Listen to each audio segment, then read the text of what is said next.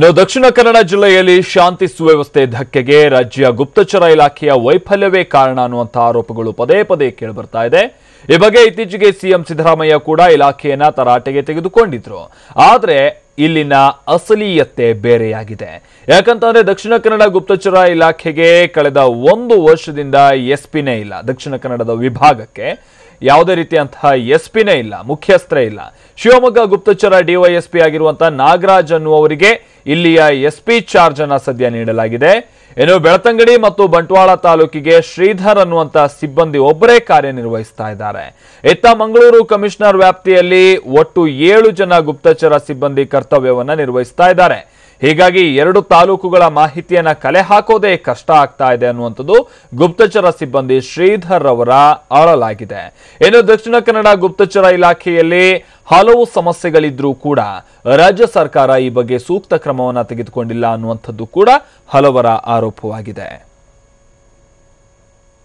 ಈ ಹಿಂದೆ ಗುಪ್ತಚರ ದಕ್ಷಿಣ ಕನ್ನಡ ವಿಭಾಗಕ್ಕೆ ಎಸ್ಪಿ ಜಯಂತ್ ಶೆಟ್ಟಿ ಅವರು ಅದನ್ನೆಲ್ಲ ಕಾರ್ಯನಿರ್ವಹಿಸ್ತಾ ಇದ್ರು.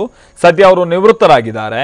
ಅದಾದ ನಂತರದಲ್ಲಿ ಅವರ ಸ್ಥಾನಕ್ಕೆ ಮತ್ತೋರ್ವರನ್ನ ನಿಯೋಜಿಸುವಂಥದ್ದು ಸರ್ಕಾರದ ಕೆಲಸ ಆಗಿತ್ತು. ಆದರೆ ಸರ್ಕಾರ ಆ ಕೆಲಸವನ್ನ ಮಾಡಿಲ್ಲ. ಇದು ಕೂಡ ದಕ್ಷಿಣ ಕನ್ನಡದಲ್ಲಿ ಪ್ರಮುಖವಾಗಿ ಗಲಾಟೆಗಳಾಗಬಹುದು ಅಥವಾ ಈ ರೀತಿಯಂತ ಕೆಲವೊಂದು ಮರ್ಡರ್ಗಳೇನಾಗ್ತಾ ಇದೆ ಅದೆಲ್ಲವೂ ಆಗಬಹುದು ಅನ್ನುವಂಥದ್ದನ್ನ ಮೊದಲೇ ಕಲೆ ಹಾಕುವಂತ ನಿಟ್ಟಿನಲ್ಲಿ ಗುಪ್ತಚರ ಇಲ್ಲಿ ಸಂಪೂರ್ಣವಾಗಿ ಇಲಾಖೆ ಫೇಲ್ಯೂರ್ ಆಗಿರೋದು ನಮಗೆ ಗಮನಕ್ಕೆ ಬರುತ್ತೆ. ಯಾಕಂತಂದ್ರೆ ದಕ್ಷಿಣ ಕನ್ನಡ ವಿಭಾಗಕ್ಕೆ ಮುಖ್ಯಸ್ಥರೇ ಇಲ್ಲದೆ ಇರುವಂತಹ ಕಾರಣದಿಂದಾಗಿಯೂ ಕೂಡ ಮಾಹಿತಿಯನ್ನ ಕಲೆ ಹಾಕೋದಕ್ಕೂ ಕೂಡ ಸಾಧ್ಯ ಆಗ್ತಾ ಇಲ್ಲ. ಆದ್ರೆ ಸರ್ಕಾರ ಮತ್ತೆ ಇಲ್ಲಿ ಪೊಲೀಸ್ ಇಲಾಖೆಯನ್ನೇ ದೂಷಿಸ್ತಾ ಇದೆ. ಆದರೆ ಸರ್ಕಾರ ತಾನು ಮಾಡಬೇಕಾದಂತಹ ಕೆಲಸವನ್ನ ಮಾಡದೇ ಇರೋದು ಕೂಡ ಅಲ್ಲಿ ಗುಪ್ತಚರ ಇಲಾಖೆಗೆ ಆ ವಿಭಾಗದ ಎಸ್ಪಿಯನ್ನ ನಿಯೋಜಿಸದೇ ಇರುವಂಥದ್ದು ಕೂಡ ಈಗ ಗುಪ್ತಚರ ಸಂಪೂರ್ಣವಾಗಿ ಅಥವಾ ಇಂಟೆಲಿಜೆನ್ಸ್ ಸಂಪೂರ್ಣವಾಗಿ ಫೇಲ್ಯೂರ್ ಆಗಿರೋದಕ್ಕೂ ಕೂಡ ಒಂದು ಕಾರಣ ಆಗಿದೆ. ಮೊನ್ನೆ ಸಿಎಂ ಇದಕ್ಕೆ ಸಂಬಂಧಪಟ್ಟಂತೆ ಪೊಲೀಸ್ ಇಲಾಖೆಗೆ ಸಂಬಂಧಪಟ್ಟಂತ ಹಿರಿಯ ಅಧಿಕಾರಿಗಳನ್ನ ತರಾಟೆಗೆ ತೆಗೆದುಕೊಂಡ್ರು. ಆದರೆ ಸರ್ಕಾರ ಇಲ್ಲಿ ಕರ್ತವ್ಯ ನಿರ್ವಹಿಸದೇ ಇರುವಂಥದ್ದು ಕೂಡ ಒಂದು ಹಂತದಲ್ಲಿ ಅಥವಾ ಜವಾಬ್ದಾರಿಯನ್ನ ನಿರ್ವಹಿಸ್ತಾ ಇರುವಂಥದ್ದು ಕೂಡ ಒಂದು ಹಂತದ ಫೇಲ್ಯೂರ್ ಆಗೋದಕ್ಕೆ ಕಾರಣ ಆಗಿದೆ. ಹಾಗಾದ್ರೆ ಈಗ ಯಾರು ದಕ್ಷಿಣ ಕನ್ನಡದ ಸದ್ಯದ ಗುಪ್ತಚರ ವಿಭಾಗವನ್ನ ನಿಭಾಯಿಸ್ತಾ ಇದ್ದಾರೆ ಅಂತ ನೋಡ್ತಾ ಹೋಗೋದಾದ್ರೆ ಶಿವಮೊಗ್ಗ ಗುಪ್ತಚರದ ಡಿವೈಎಸ್ಪಿ ಆಗಿರುವಂತಹ ನಾಗರಾಜ್ ಅನ್ನುವವರಿಗೆ ಸದ್ಯ ಅಲ್ಲಿನ ಎಸ್ಪಿ ಚಾರ್ಜ್ ಅನ್ನ ನೀಡಲಾಗಿದೆ. ದಕ್ಷಿಣ ಕನ್ನಡದ ಎಸ್ಪಿ ಚಾರ್ಜ್. ಆದ್ರೆ ಅವರು ಈ 2 ಕಡೆನೂ ಕೂಡ ನಿಭಾಯಿಸಬೇಕಾಗಿದೆ. ಅದು ಅವರಿಗೆ ಸಾಧ್ಯ ಆಗ್ತಾ ಇಲ್ಲ ಸಹಜವಾಗಿ. ಮತ್ತೊಂದ್ ಕಡೆ ಇನ್ನು ಬೆಳ್ತಂಗಡಿ ಮತ್ತು ಬಂಟ್ವಾಳ ತಾಲೂಕಿಗೆ ಶ್ರೀಧರ್ ಅನ್ನುವಂತ ಸಿಬ್ಬಂದಿ ಒಬ್ಬರೇ ಸದ್ಯ ಕಾರ್ಯನಿರ್ವಹಿಸ್ತಾ ಇದ್ದಾರೆ.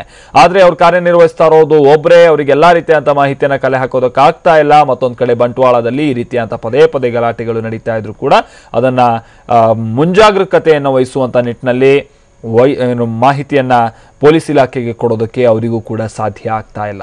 ಇನ್ನು ಇತ್ತ ಮಂಗಳೂರು ಕಮಿಷನರ್ ವ್ಯಾಪ್ತಿಯಲ್ಲಿ ಒಟ್ಟು 7 ಜನ ಗುಪ್ತಚರ ಸಿಬ್ಬಂದಿ ಮಾತ್ರ ಕಾರ್ಯನಿರ್ವಹಿಸ್ತಾ ಇದ್ದಾರೆ. ಹೀಗಾಗಿ 2 ತಾಲೂಕುಗಳ ಮಾಹಿತಿಯನ್ನ ಕಲೆ ಹಾಕೋದು ಬಹಳ ಕಷ್ಟ ಆಗ್ತಾ ಇದೆ ಅನ್ನುವಂಥದ್ದನ್ನ ಈಗ ಸ್ವತಃ ಅಲ್ಲಿ ಕಾರ್ಯನಿರ್ವಹಿಸ್ತಾ ಇರುವಂತಹ ಸಿಬ್ಬಂದಿಯೇ ಹೇಳ್ಕೊಳ್ತಾ ಇದ್ದಾರೆ ಅನ್ನುವಂಥದ್ದು ಕೂಡ ತಿಳಿದಿರುವ ಮಾಹಿತಿ.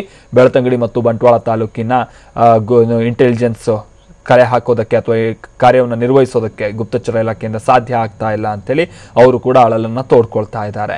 ಇನ್ನು ದಕ್ಷಿಣ ಕನ್ನಡದ ಗುಪ್ತಚರ ವಿಭಾಗದಲ್ಲಿ ಹಲವು ಸಮಸ್ಯೆಗಳಿದೆಯಂತೆ. ಆದ್ರೂ ಕೂಡ ರಾಜ್ಯ ಸರ್ಕಾರ ಈ ಬಗ್ಗೆ ಸೂಕ್ತವಾಗಿ ತಲೆ ಕೆಡಿಸ್ಕೊಳ್ತಾ ಇಲ್ಲ. ಇದು ಕೂಡ ಕರಾವಳಿ ಭಾಗದಲ್ಲಿ ಪದೇ ಪದೇ ಗಲಾಟೆಗಳಾಗ್ತಾ ಇರೋದಕ್ಕೆ ಪ್ರಮುಖವಾದಂತಹ ಕಾರಣ ಆಗಿದೆ.